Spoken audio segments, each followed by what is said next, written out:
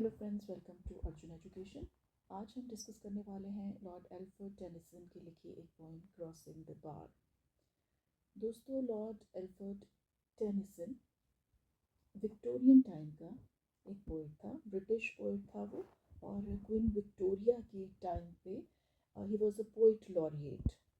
He was born in 1809 and died in 1892। काफ़ी लंबी उम्र भोग के इसकी डेथ हुई थी।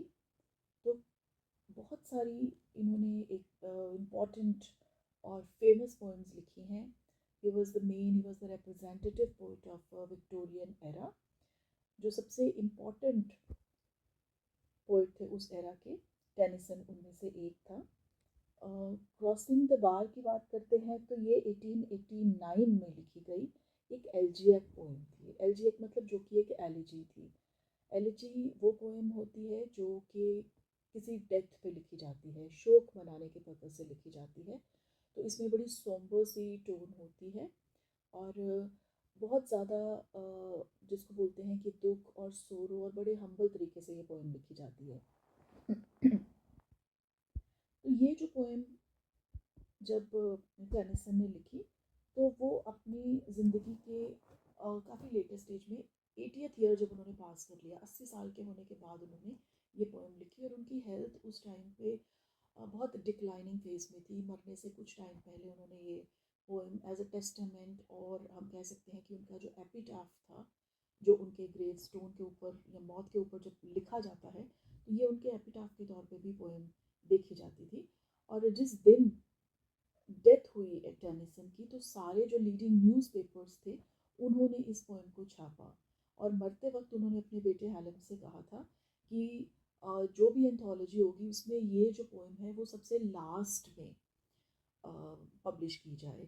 तो ये उनका एक इशारा था कि उन्होंने अपनी जो मौत की एक्सेप्ट कर लिया था। तो ये बहुत बड़ी बात होती है कि आप एक्सेप्टेंस कर लें कि मैं मौत की तरफ जा रहा हूँ, and this is something inevitable, जो होना ही है। हम उसको ठुकरा नहीं सकते, उससे भाग नहीं सकते, हम पूरे समर्पण के साथ। तो इसमें हमें दो बातें बड़ी क्लियर होती हैं। एक तो विक्टोरियन एज का जो रिलीजियस एटीट्यूड है, किस तरह से उस टाइम जो लोग थे कितने रिलीजियस थे कि वो मरने के बाद शांति और आफ्टर लाइफ में ये भरोसा दिखाती है पोएम। और दूसरा ये है कि टेनिसन सारी अपनी जो दुनिया की पूरी जर्नी ख़त्म करके पूरी तरह से तैयार थे कि अब बस कभी भी मैं मर सकता हूँ, तो मैं इसके लिए पूरी पूरी तरह से तैयार हूँ। वो टोटल सबमिशन गॉड को देते हैं। और पोएम में हम पढ़ेंगे कि वो किस तरह से तैयारी कर रहे हैं कि मरने के बाद किस तरह से इस चीज़ को वो देखना चाहते हैं या देखते हैं। तो चलिए शुरू करते हैं। तो पहले मैं आपको ये बता दूं कि ये जो पोएम है ना, ये इसमें एक सिंबल का यूज़ किया गया है, सैंड बार का। Crossing the bar, crossing the बार, इसके टाइटल में बार बार वो सैंड बार की बात कर रहे हैं। शिप है, सी में शिप है, और शिप बस सी में उतरने को तैयार है। तो सैंड बार वो एरिया होता है कि जहाज़ को क्रॉस करके जो शिप है वो बड़े सी में एंटर कर जाता है। वहाँ पे बड़े एक परफेक्ट जो पायलट है उसकी ज़रूरत होती है यहाँ पे गाइड करने के लिए, स्टीयर करने के लिए शिप को। तो टेनिसन इस चीज़ को अपनी ज़िंदगी के जो जिस मुकाम पर वो खड़े हैं और मौत के लिए तैयार हैं, सैंडबार को उस बाउंड्री के रूप में देख रहे हैं कि वो जीवन की मतलब रेखा है जिसको क्रॉस करके मरने के बाद को वो एक बड़े ओशन के तौर पे देख रहे हैं। तो सैंड बार को क्रॉस करना है, यानी कि ज़िंदगी की जो हद है उसको क्रॉस करके उस ज़िंदगी में जो मौत के बाद आने वाली है वहाँ पे जाना है। तो सारी पोएम इसी मेटाफर के आसपास घूमती है। तो सैंड बार ज़िंदगी और मौत के बीच का जो एक जो एक पुल है, या हम कहें कि एक मेन लाइन है, एक बाउंड्री है, उसको सिंबॉलिक पोर्ट्रे करता है। तो चलिए पोएम पढ़ते हैं। Sunset and evening star in one clear call for me, and may there be no moaning of the bar when I put out to sea। तो टेनिसन ने शायद अपनी डेथ को एंटिसिपेट कर लिया था, पहले से जान लिया था, और उसी का ये एक्सप्रेशन कर रहे हैं। और वो मरने को, जो शिप सैंड बार को क्रॉस करता है, उसके तौर पे देख रहे हैं। तो एक ब्रीफ पिक्चर प्रेजेंट की गई है।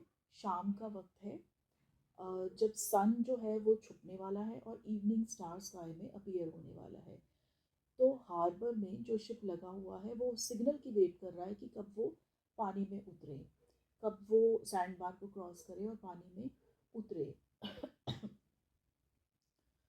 तो पोइट यहाँ पे प्रे करते हैं कि जब वो सी में उतरे तो फ्लो यानी कि बहाव जो है वो उधर की तरफ होना चाहिए, ताकि सी जो है वो पानी में बड़े स्मूथली तैर सके, जा सके, आगे चल सके, तभी वो अपना वॉयज शुरू करेंगे। तो वॉयज यहाँ पे लाइफ से डेथ की और जो जर्नी है, वैसे वॉयज समुद्री यात्रा को कहते हैं, लेकिन यहाँ पे वॉयज जो जिंदगी से मौत की तरफ का सफ़र है उसके लिए यूज़ किया गया है। तो सारी जो पोएम है पोइट ने इसी तरह से मेटाफिजिकल लैंग्वेज में बोली है, और ये कहा गया है कि वो डेथ की वेट कर रहे हैं, जिस तरह से शिप वेट कर रहा है सिग्नल की। तो उन्हें इस दुनिया को छोड़ना पड़ेगा, क्विट करना पड़ेगा, और वो टाइड की वेट कर रहे हैं, जब टाइड जो है वो फ्लो में जाएगी, एब में नहीं हो। टाइड दो तरह से, एब का मतलब जब वो अ, अंदर से बाहर की ओर किनारे की तरफ पानी आता है तो वो एब है, जब किनारे से समुद्र के अंदर की तरफ पानी जाता है उसको फ्लो कहते हैं। तो कहते हैं जब फ्लो होगा तो मैं तब अपना शिप जो है वो उतारना चाहता हूँ ओशन, जिसमें आवाज़ कम होती है और फ्लो ज़्यादा होता है। But such a tide as moving seems asleep, too full for sound and foam, when that which drew from out the boundless deep turns again home. इसका मतलब है कि वो फुल टाइड चाहते हैं, लेकिन जिसमें या नॉइज़ या वॉयलेंस नहीं हो, शोर शराबा नहीं होना चाहिए, बहुत ज़्यादा वॉयलेंट मूवमेंट्स नहीं होनी चाहिए वेव्स की। तो वो एक ऐसे वक्त की वेट कर रहे हैं जब टाइड जो इनिशियल जो शोर या वॉयलेंस क्रिएट करती है वो थोड़ा कम हो जाए, और टाइड की इंटेंसिटी जो है वो स्मूथ हो जाए, इवन हो जाए, यूनिफॉर्म हो जाए, वो इस चीज़ की वेट कर रहे हैं। तो इसको हम इस तरह से भी ले सकते हैं कि वो शोर शराबा या वॉयलेंस नहीं चाहते, आ, वो चाहते हैं कि जब वो इस दुनिया से जाएं तो मोर्निंग ना हो, तो बहुत ज़्यादा रोना धोना या इस तरह से वो ताकीद भी कर रहे हैं लोगों को कि मरे मरने के वक्त पे इस तरह से शोर शराबा या रोना धोना या बहुत ज़्यादा अफसोस ना बनाया जाए। वो कामली इस जहाँ से उस जहाँ में एंटर करना चाहते हैं, बहुत शांति से वहाँ पे जाना चाहते हैं। when that which drew from out the boundless deep turns again home, कि जो सी में से वेव उठ रही है वो बाउंडलेस डीप में से, मतलब वो थोड़ी स्मूथ हो जाए तो वो उतरे। Twilight and evening bell, and after that the dark, and may there be no sadness of farewell when I embark. तो पिक्चर अब है कि जो ट्वाइलाइट है, ट्वाइलाइट मतलब शाम का वक्त हो चुका है जब सूरज ढल चुका है। इवनिंग बेल जो शाम को वेस्पर की प्रेयर्स होती हैं चर्च में, उसकी बात की गई है, यानी कि इवनिंग की बात कर रही है। उसके बाद रात हो जाएगी, यानी रात जो है वो डेथ को पोर्ट्रे करती है, सिंबॉलिक है ये चीज़ें। पोइट्री में सिंबल्स का यूज़ किया जाता है। तो सनसेट के बाद जो है वो ट्वाइलाइट आती है, तो उसके बाद डार्क नाइट आ जाती है। लोग वेस्पर्स के लिए जाना शुरू हो गए, इवनिंग प्रेयर्स के लिए जाना शुरू हो जाते हैं।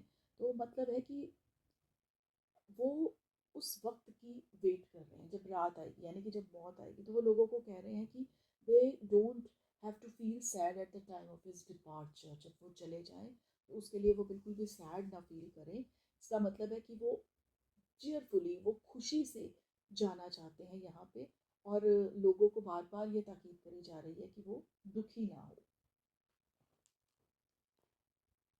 For through from out or born of time and place, the flood may bear me far. I hope to see my pilot face to face when I have crossed the bar. तो जो Tide है सी की, वो poet के ship को इस धरती की जो लाइफ है इसकी बाउंड्रीज के पार ले जाएगी। धरती की बाउंड्रीज कौन सी हैं? टाइम और स्पेस। तो जो वर्ड यहाँ पे यूज़ किया गया है, born of time and place, तो ये धरती की लिमिट्स हैं। जो भी बंदा इस ज़मीन पे रहता है उसको टाइम और प्लेस की लिमिट्स है उसके अकॉर्डिंग ही यहाँ पे चलना पड़ता है, मूव करना पड़ता है। तो पोएट को ये श्योर है कि वो अर्थली लाइफ की हदों में से निकल के एक ऐसी इटर्नल लाइफ की तरफ जा रहा है जहाँ पे वो एक्चुअली एक डिवाइन स्पिरिट, जो यहाँ पे पायलट वर्ड यूज़ किया गया है, वो गॉड के लिए किया गया है, जो इटर्नल इटर्नल है। तो वो अपनी लाइफ को इटर्निटी, इटर्निटी मतलब अमरता, जहाँ पे ज़िंदगी और मौत या ये जो सारी चीज़ें जो हदें हैं वो ख़त्म हो जाती हैं जब वो पायलट को फेस टू फेस देखना चाहता है, जब वो गॉड के साथ सामने बैठ के बात करेगा, वही गॉड जो उसके जो शिप को लाइफ में से गाइड करके डेथ की तरफ ले जाएगा। दूसरे शब्दों में हम कह सकते हैं कि पोइट ये एक्सपेक्ट कर रहा है कि मरने के बाद हेवन में वो गॉड को सामने से देखेगा, लेकिन जो अर्थ की लिमिट्स हैं उसको ये सब कुछ क्रॉस करने के बाद वो गॉड को देखेगा। अर्थ की लिमिट्स को क्रॉस करने के बाद बाउंड्री लाइन है इस दुनिया की, जो इन कॉन्सेप्ट के अकॉर्डिंग चलती है, टाइम और स्पेस, जिसमें हर बंदे को इस चीज़ को मानना पड़ता है। तो बड़े अच्छे ढंग से पोइट ने अपने दिल की बात यहाँ पे कह दी है। एक शिप का मेटाफर यूज़ किया गया है जो हार्बर को छोड़ के सैंड बार को क्रॉस करके विशाल समुद्र में बस निकलने वाला है। सारी जो पोएम है इसी मेटाफर में ख़त्म हो जाती है। सैंड बार का जो मेटाफर है वो मेंटेन रखा गया है थ्रू आउट द पोएम। और जो coming of dark means death after life, किसी को नहीं पता क्या होता है। गॉड को यहाँ पे पायलट माना गया है जो कि पोइट की लाइफ का जो शिप है उसको गाइड करता हुआ एक ओपन सी में ले जाएगा। तो ओपन सी जिसका कोई अंत नहीं है, तो ये इटर्निटी का सिंबल है जहाँ पे पोएम अमरता की तरफ जाना चाहता है।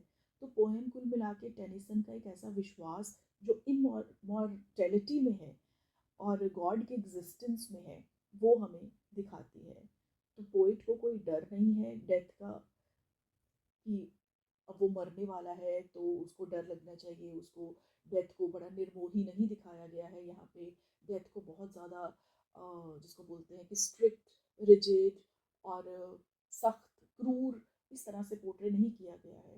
पोएट उस एक्सपीरियंस को बड़ा कामली फेस करना चाहता है। उसको कोई रिग्रेट नहीं है ज़िंदगी में कि उसने ये नहीं किया।